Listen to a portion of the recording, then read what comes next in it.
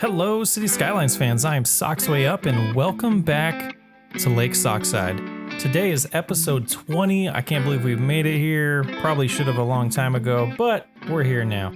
A few episodes ago, we started redesigning a lot of our city, and we're finally getting to the point where we're moving forward. And today we're going to be really focused on a rural area that has a lot of farming, using a lot of custom assets to pull it off that are actually functional in the game.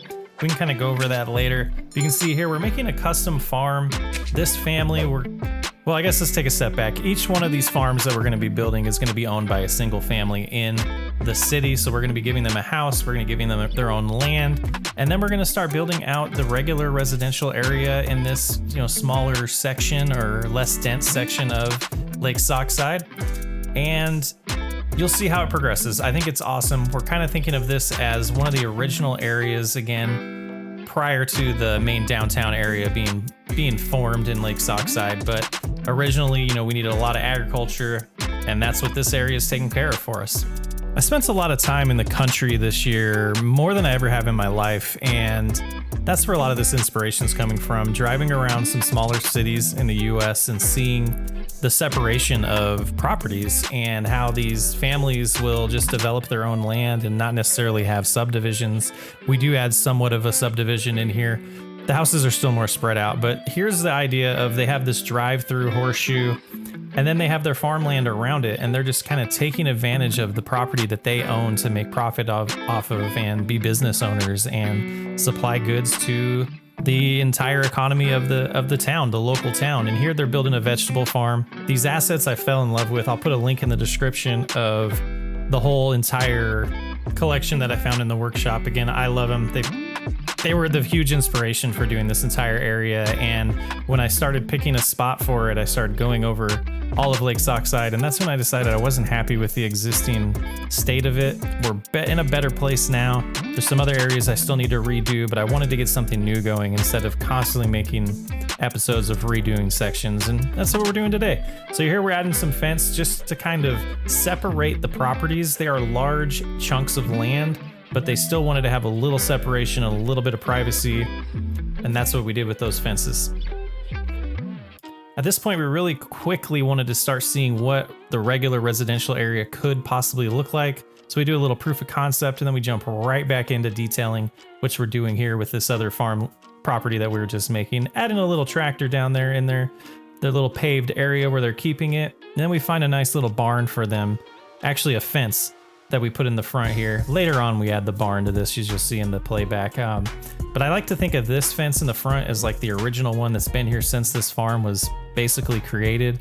And then that white fence in the background was added later just to kind of separate the two farmers' land from each other. But here we're adding in a good amount of different trees. I've noticed driving through these old countries and smaller towns and farmland that they do still have a lot of trees that they've left just for their own enjoyment, but they've cleared out a ton of them for the farmland, and that's what we're trying to recreate here. And then we're gonna go ahead and add some more detail to the farm area with some dirt or gravel. This is something that I found just added a lot better of a look to the entire asset. Instead of having the grass underneath, we have the tilled land, I guess, that is more natural to the farmland and turns out beautiful in my opinion. I was a little iffy on these assets until I did this phase of the build, and then was just like, yep, this is perfect. We don't have to use as many of the vanilla farmlands as we usually do. We are using some of them just to get the product into the industry and actually still have a profitable industry. But other than that, we're going to use all of these custom assets to make it look a little bit larger than it would be if we just use the vanilla industries DLC assets. And then here we're going to add some leaves. We're going to add a lot of the fall leaves of the trees that have lost their leaves already, and some of them are starting to, kind of showing the change of seasons. I think it just adds for a nice extra layer of detail that I kind of think was missing early on when we were building this. I had these assets the whole time, was just hesitant to use them. I love the way they turn out though. And then the end of this little segment here, we do start getting the flour mill up and running just to get the profit going in the industry. We're creating a lot of crops. Time to make some flour. Later on, we'll make some animal product.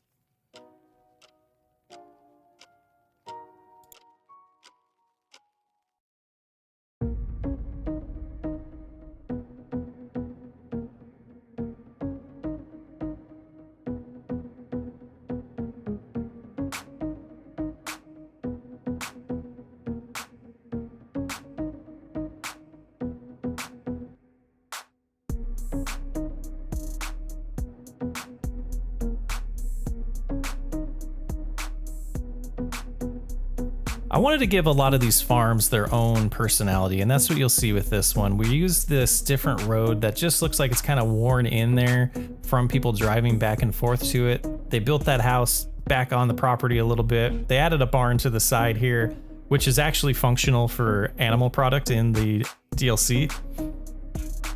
We also use a mod to change the cargo entrance to the back of the building so we don't have all the traffic mixed in there. Pretty cool asset.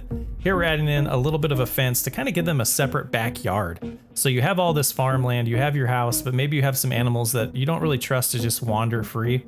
So they're gonna have a little fence that encloses it and gives them their own backyard, their own little living area. And you can see here we add the dog. He's lazy, he's sleeping, he knows he can't go anywhere. But then we're gonna add in, a swing, some barbecue, and some more details that just make this its own build and not just a rinse and repeat of the other ones. And here I kind of think of this individual, maybe the husband, the main farmer of the house. He likes to collect cars and pretends that someday he's gonna restore them, but they really just pile up in the back of the property, and people around the neighborhood or around the town know that they can bring their old trashy cars and dump them off at this farmer's house, and he's gonna make a project out of it eventually, but probably doesn't, is the story that I'm going with.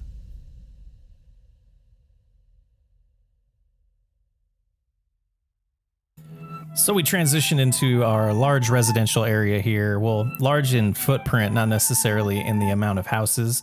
As you can see, we're spreading them out, giving everyone their own land still. Not as much land as the farmers have, but they're definitely getting their own property and not just, house on top of house on top of house. And I tried to use a building theme. At this point, I didn't quite figure it out yet, so I started plopping them down one by one, spreading them out to my desire. Eventually, I figured out how to adjust the zoning to get the buildings that I wanted to populate, and updated the building thing like we talked about last episode to help me do that as well. And then we started separating all the houses with fences. I wanted to make this more unique to any other area that we've built and add a little bit more detail, and I think it turns out really awesome. And just like every other neighborhood, we do need a elementary school as well, so we start building that out.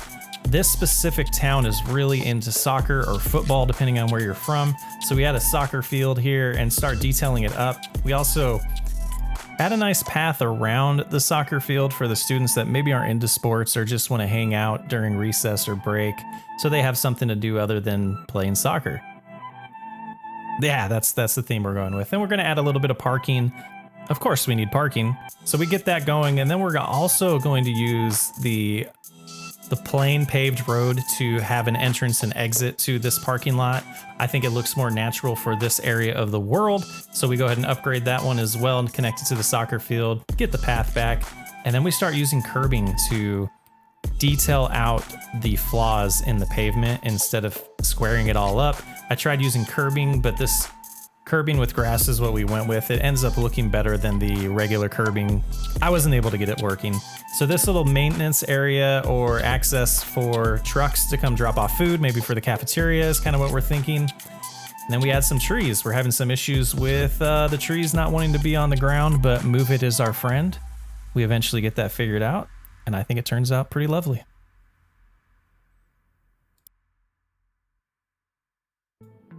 So we press on, more zoning, or you can see we got the zoning figured out. We used the building theme mod to get the sizes that we needed. It was a bunch of 2x2s and 1x3s, I believe, is what we ended up plopping down, and we fixed some of the zoning so it doesn't double up. And then we used the forest brush tool to detail it out. And this is where the beauty of what I was wanting to do with the fences comes into play. I'm able to use the forest brush tool to add that detail to each one of these properties, and then we can place down buildings or trees one by one if we need to. This area here with this path that separates the houses and the farm was intentional as kind of a compromise between the farmer and the city. That's how I'm thinking of it.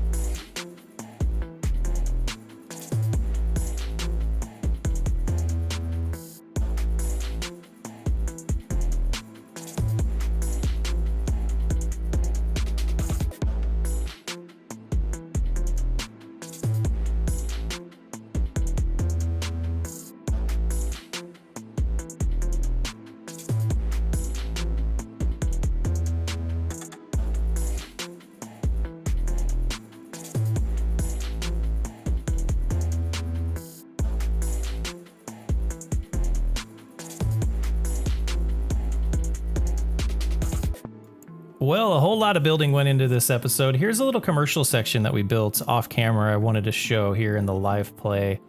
It's kind of older. It's been here a lot longer is kind of what we're thinking. And then it blends right into this neighborhood of separated houses. They have more space than any other neighborhood that we've had. You'll see that some areas are closer. When we get closer to the farms, the houses are spread out a little bit more right around the farmland. And that was intentional, kind of our transition from subdivision to rural area farmland. Just really worked out in my head. And the elementary school, I love the way this turns out. Probably one of my favorite elementary schools. We made it red to kind of stand out different than other times that we've used it. It's really come together nice. You can see this is unique from what I've built before, and I dig it. There's a lot more that I need to do to this forest area, or this, I keep calling it forest, this farming area. But for the most part, this was a lot to tackle in one episode, and I love the way it turned out. This unique little property with the houses, I really enjoyed detailing that and making it come to life and have a little story in my head, and hope I got that across in the earlier segments of this video. And here's a little, whoa, what's going on with this fire station? I believe this is either the fire station or police station. Let's move these trees out of here. Tree anarchy is my friend and my enemy at the same time, but it looks like that. Let's get this one. That one might be built in, and we'll get that one removed. Much better, I think. I love the things we find in these live plays. But yeah, again, this farm area is turning out great. Overall, it's large. I wanted it to be large, take a big footprint, because farmlands do. We need a lot of agriculture to keep this city up and running, to keep our people fed. Using local products is the idea here. And this is one that we didn't really show. It's a cotton field with a nice little farm and barn. And yeah, I dig the way that one turned out as well. More expansion coming. We'll do that off camera and we'll show you the updates. I dig it. It's coming together great. Well, that's another episode of Lake Sockside in the bag. I'm enjoying it. The city is starting to come together. We're gonna get these two areas, this main area of Thorntail, I believe it's called, and Lake Sockside, they're gonna blend eventually. So there's some areas that we're gonna do more farm. This area here, we're gonna probably have some industrial type buildings here, and that will blend right into the newer industrial area of Lake Sockside that we built in the last episode or so. But yeah, it looks great. I'm digging it. Lake Sockside been my favorite city to build. I'm glad we're done with the vanilla series so we can focus on detailing again and building this custom town that I'm falling in love with. I'm SocksWayUp, and I'll catch you on the next episode of Lake Sockside.